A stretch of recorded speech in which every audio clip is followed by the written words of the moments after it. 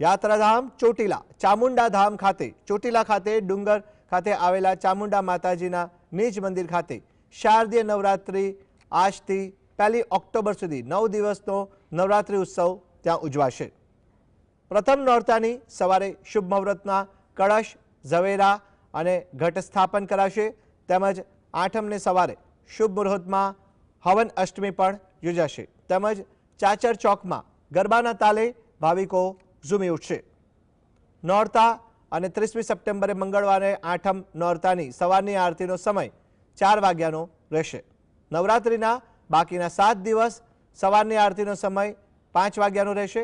વહેલી પરોઢના માતાજીના ડુંગર પગથિયાના દ્વાર આરતીના સમયથી 30 મિનિટ પહેલા માઈ ભક્તો માટે ખુલશે તેમજ દરરોજ સાંજની આરતીનો સમય રાબેતા મુજબ સૂર્યાસ્તના સમયે યોજાશે।